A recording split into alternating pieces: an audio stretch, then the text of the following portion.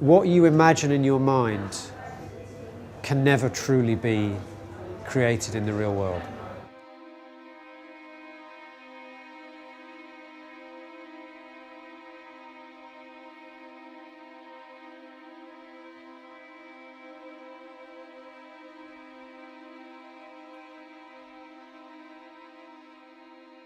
I wrote two pieces to start with, which were both quite long, and they were instrumental, but they both felt like they were telling some kind of story. Both of these pieces were about 10 or 11 or 12 minutes long, and at the same time I was reading a lot of classical supernatural fiction, by which I mean stories from the late 19th century, early 20th century. And I was very inspired by those stories, and I started to write some stories like that of my own, just for fun. And eventually, as so often happens with me, the two ideas kind of dovetailed together. The fact that the music sounded like it was telling stories, the fact that I was reading and writing stories of my own. So I decided to base the album on this idea of a group of short supernatural stories. When you were still a child, but I lead you now.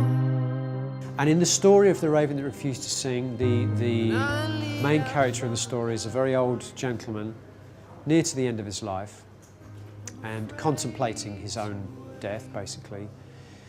And he's also someone that when he was very young had a very close relationship with his older sister, who died when he was very young. And since his older sister died when they were like 10 years old or whatever, he's been unable to form any real emotional connection with any other human being.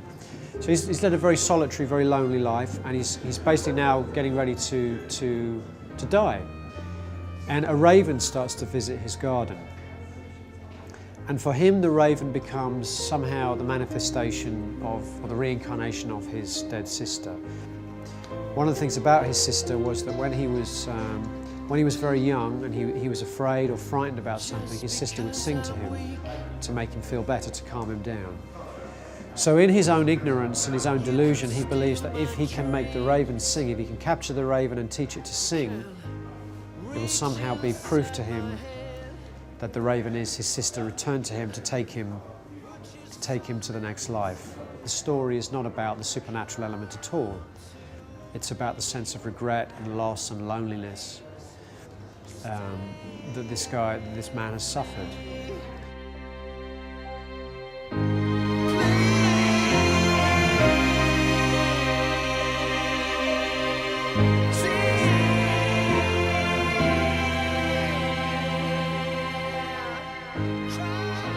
I think when you're young, you never ever imagine a time when your parents will not be there. And when you finally lose one of your parents, as I did 2 years ago, it was very shocking, and it did make me think more about what I wanted to do with my life, the rest of my life. You know, and I'm realistically, I'm more than halfway through my life now, you know, so I'm in the second half of my life.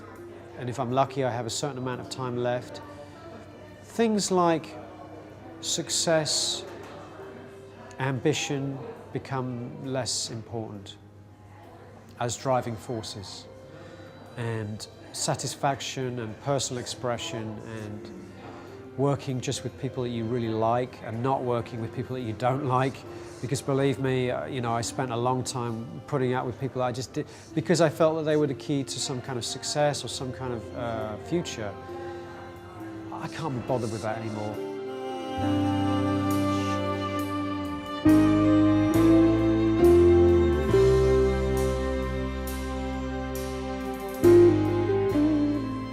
So for me now, I think I've reached a point where I like the idea of being more of a musical director.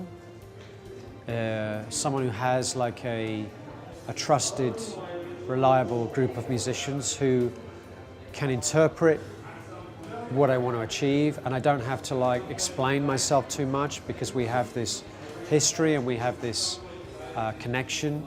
But the one thing I would never do is I would never turn it into a democratic band, because I feel like I want to remain the captain of the ship, and I want to be able to harness the talents that I have to fulfill my vision. So in that respect, I'm staying very selfish, but at the same time I like the kind of electricity and the personality that having a regular group of individuals working with me gives.